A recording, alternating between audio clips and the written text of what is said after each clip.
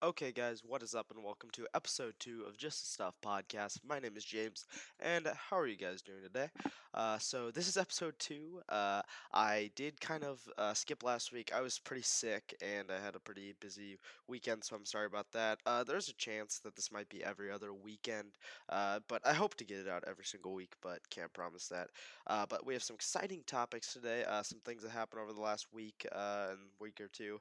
The Oscars happened a week ago. There's some exciting Lego stuff I want to talk about, and I only have one movie that I'm going to talk about, but there's also some other stuff that I'll talk about. So jumping right into our first topic here today is Battlefront 2 received a pretty big update. I think it was called the BB update. It was the official title, I believe, and it brought in a lot of new stuff. So we have the hero BB-8, the hero BB9E, as well as capital supremacy into or it's now called Supremacy, but we'll get on that in a minute. But Supremacy came to the sequel trilogy, which is exciting, and so that brought us the interiors of the Star Destroyers and the MC-85. What is it called? The resistant ship. So that's pretty cool. I've played those a lot, and I do really enjoy the new heroes. I definitely think BB-8's the better one. I think BB-9 is just a little too supportive, but I mean that's not a bad thing. But he's just a little too weak. But I think they'll buff him in the future. But they're very fun. I mean, they're very unique. Rolling out as these little droids is fun.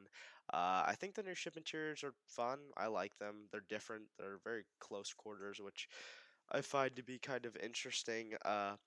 But overall, I do really think that Galactic Assault is a better mode than Capital Supremacy. And I don't know. I mean, maybe that's just I've played Capital Supremacy so much. Or it's actually now called Supremacy. I gotta correct myself, but yeah, I've played Supremacy like so much when they came out with the Clone Wars content, so maybe I just got bored of it. I don't know, but I think they do need to bring some of those maps like Felucia and Aegon Kloss. They need to bring those maps to Galactic Assault as well, because that would be really nice. But Battlefront 2 is going into the they call it the age of like what is it, the age of rebellion era, something like that. So that's pretty cool. They're going into the original trilogy. They're bringing Scarif to the game, which is a beloved map from the last game, which I did really like that map. So yeah, I'm really excited for that. Honestly, that's probably one of the most exciting things in a while. I hope they bring maybe some new heroes and whatnot. But yeah, so that's gonna wrap up for the little Battlefront 2 segment. But something I just thought of, quick off the top of the head, uh, is the Justice Stuff podcast is available on all podcast platforms. It is on Apple Podcasts, Spotify, Google Podcasts, Anchor, and like six other ones that I don't even know. So if you any possible podcast thing, you need to either look up Just the Stuff or look up Bricks and Stuff. It's different on some of them. Like Spotify, you have to look up Bricks and Stuff, but then like on Apple, you can just look up Just the Stuff. It's weird. Just try both if you can't find one of them. It should pop up there. But yeah, you can listen to the audio version if you're not listening on YouTube here. But yeah. So that's a quick little tidbit there. But our next segment here is going to be about a movie I saw a couple, I think it was like last week, something like that. It is Toy Story 4. So this is a movie you guys can go ahead and make fun of me in the comments. I did not see this movie when it came out in theaters.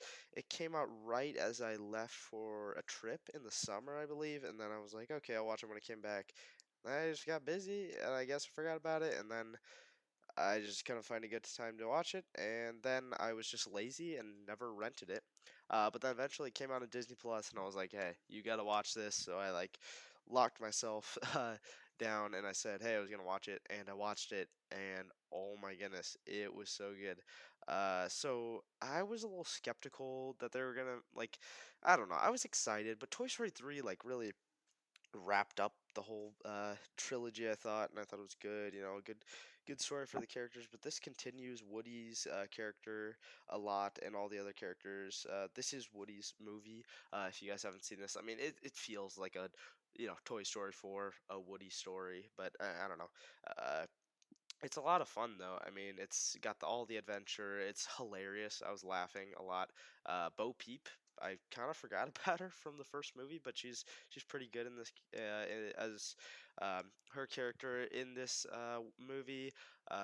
There's a lot of interesting moments. The ending, I was sad. I mean, I had heard the ending was good, but I didn't really see know exactly what was gonna happen, and it kind of got me emotionally. Like, I mean, Woody was a character that I grew up with. Like, he was kind of these movies were, I mean, they weren't, I don't think they were the number one movie, but I mean, if you're thinking of an animated movie that shaped my childhood, it was Toy Story. And, I mean, all the other Disney movies, but Toy Story was up there as some of the best. And also, I was just looking back. It's crazy how far it's come from the first one. Like, you take a look at the animation in the first one, and first off, the animation in the first one was revolutionary for its time. So that's already crazy. But then you look at this animation and like that's crazy. Like it's come so far. Bo Peep looked like a plastic or like a well, duh, she looks plastic, but she looked like a paper figurine in the first one. Now she looks like a real toy that I could hold in my hands. It's crazy. But yeah, so this is gonna be a fancy little segue into my next topic. It is Toy Story 4 happened to win Best Animated Feature at the Oscars, and I have a little something to say about the Oscars. What do you guys think about that transition? We just like swept right into the Oscars. I'm sorry, but that was too easy, so I just had to do it. But yeah, so it won Best Animated Feature. Some of the other nominations, I didn't see any of the other nominations. I'm gonna be honest. You had How to Train Your Dragon 3, which I heard is good. And then you had Klaus, which was in there. I Lost My Body, and there was one other one, but I can't think. Maybe there wasn't. I don't know. But I heard Klaus. So Klaus had been sweeping at the award shows, or it hadn't been sweeping, but it had been doing good. It won the Annies, which is, I think, the main animated awards, and it had just swept there. And then it had won the BAFTAs, which is basically the British Oscars. So I was like, I don't know, this could go either way. And Toy Story ended up coming out with the win, which hey, props to Pixar and all the people over there. Good for you guys. It's a great movie. And that is what I predicted was going to win. But let's get on to some other Oscar talk. So, some other. Well, okay. I forgot to pull up the all the winners here because I kind of forgot some of them. So let me pull them up here. But I won't get them on screen. I can remove the Toy Story 4 here quick. Apologies, quick. I am sick, just so you know. So if I sound a little weird, that might be a part of it, but one sec.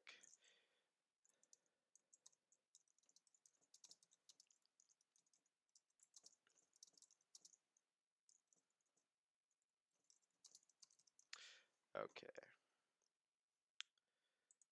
here we are. Okay, and sorry.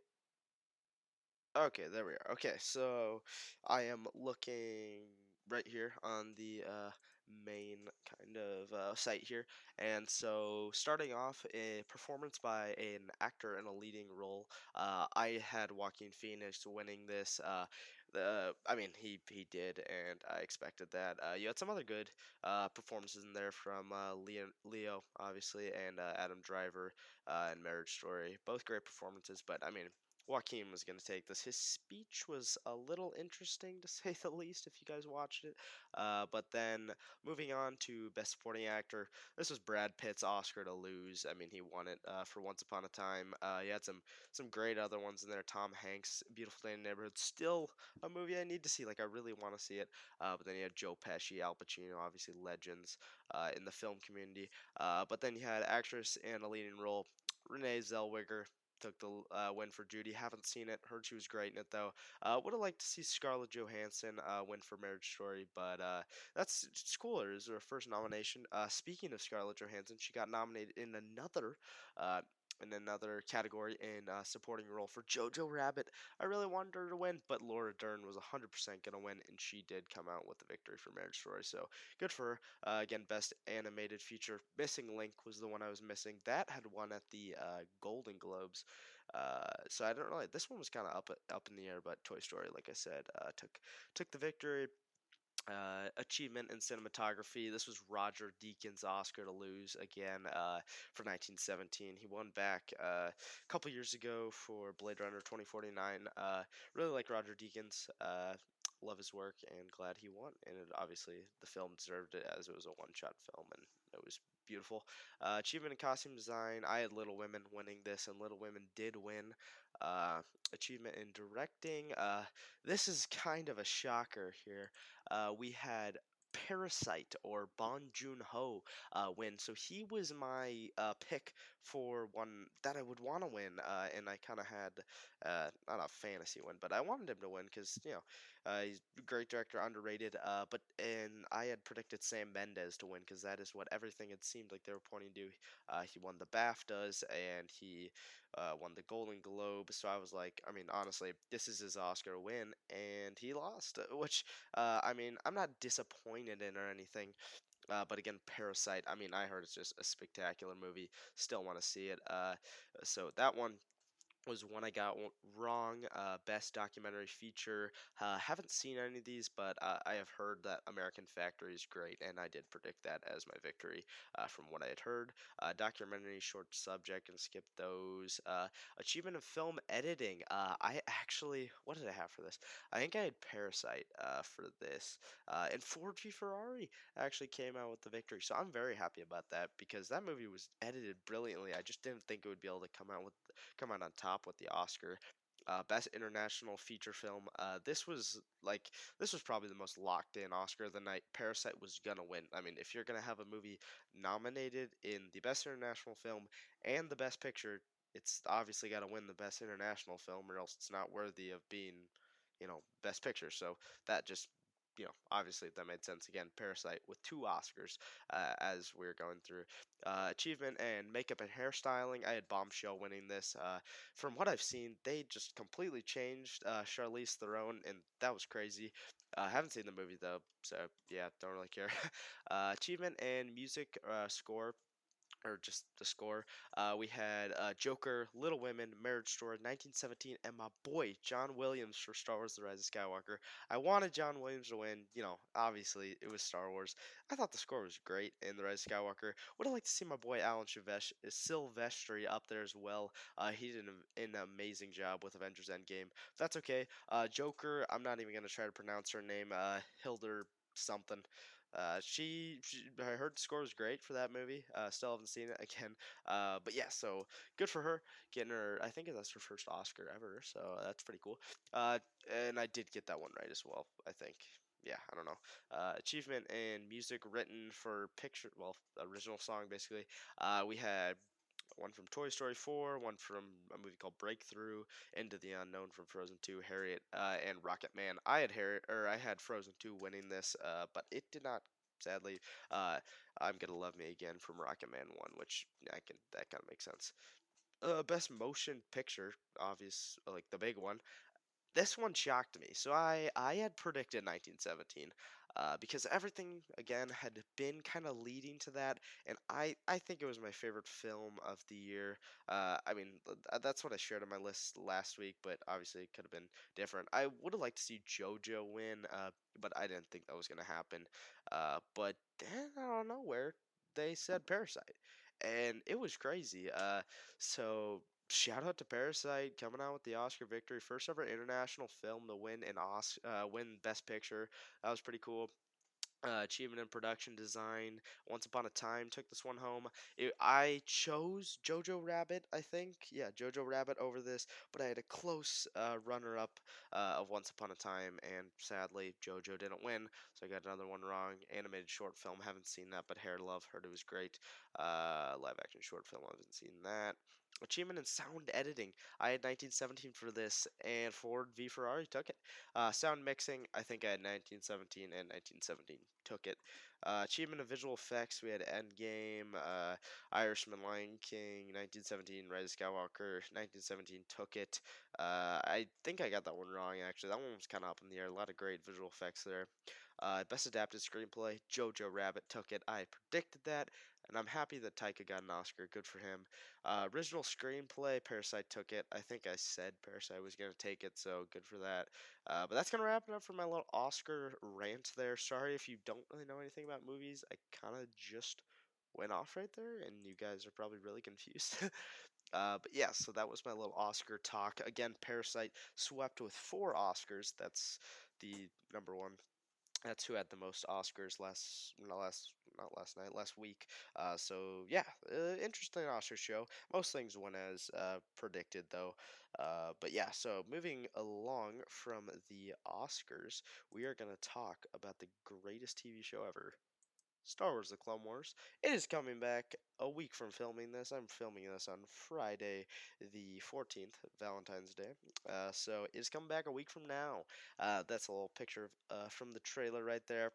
But I am so excited. They dropped a little like minute trailer, something like that, maybe 45-second trailer last night, and it teased the first episode of the Bad Batch, and I'm so excited. Like I've heard a little bit about the Bad Batch arc, so because they obviously had the story, like the original kind of unanimated versions of the story reels, whatever you want to call them, that they released. And I didn't watch the full version of them, but I heard what happened to them. So, but I'm still very excited. The show looks beautiful. Like the animation is off the charts, as expected from Lucasfilm because they're great. But yeah, I'm just excited to see more Ahsoka, more Captain Rex, more Anakin. I'm just excited for everybody. And I'm very, very excited to see the Siege of Mandalore. I currently have uh, the Ahsoka leaving arc, and I think one more season after that, and then I'm done. But it's like a really short season, so I have a week to do that, which I think I'll be able to do. That's like 3 episodes a day or something like that, but so that's fine. I think I'll be able to do it. But yeah, super excited for the Clone Wars. Just yeah, I'm just ecstatic. I think it's gonna be great. Even if it isn't, it still will. Like if it, it's not gonna be bad. It's gonna be great. It's the Clone Wars. So yeah. Moving on to another TV show that actually came out like a week ago. It's Lego Masters. So I don't know if you guys have watched it. Maybe you have, maybe you haven't. But Lego Masters, it's the newish kind of show. So it came out in America, or not America. It came out in like the UK and Australia, maybe another country, a couple years ago. So basically, if you guys have ever seen the cooking show Chopped, it's kind of like Chopped, but with Legos. uh, Excuse me there. But so you basically get a bunch of contestants. I only know 2 guys on there, sadly. I know Iceberg Bricks and Boone Langston from the On the Bricks. So I'm rooting for Iceberg and Boone, but yeah, they're still in so far. That's good. But yeah, basically the first episode, they got all these bullets together, obviously, and the host is Will Arnett, which is really cool, who plays Batman in the Lego Movie and Batman movie and stuff like that.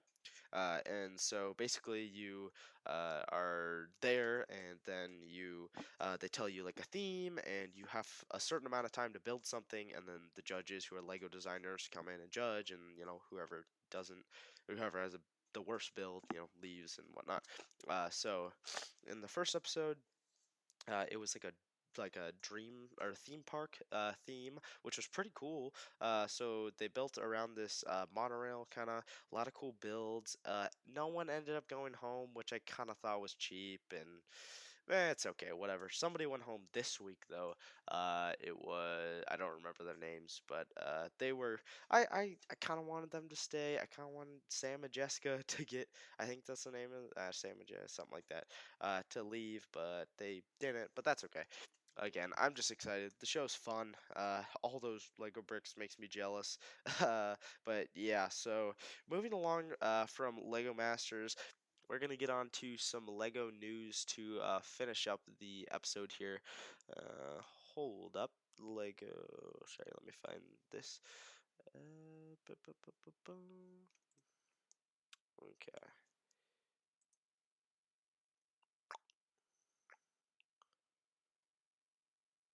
Okay, so it's a quick. There you go, Lego night mode. So this was revealed at like a Lego. I think it's actually a convention, maybe.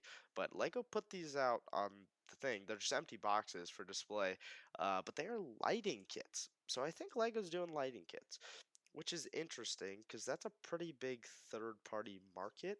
And as you can see right here, there's the diner. The ones I showed off was the diner, the new Lego Ideas Treehouse, the Lego Mustang, and Hogwarts Castle, like the big UCS one, kind of the micro scale one.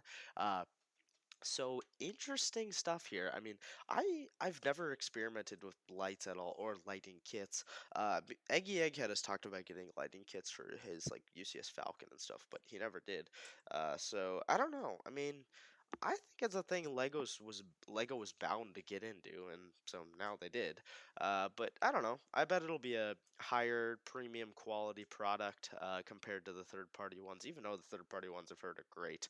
But yeah, the one thing is, I heard Rich Boy J talking about this. The one downside is you will not be able to you won't be able to get retired sets. So like old UCS sets, like UCS Slave One, we're not getting a lighting kit for that. Most likely, I mean, maybe they will, but I don't know. Probably not.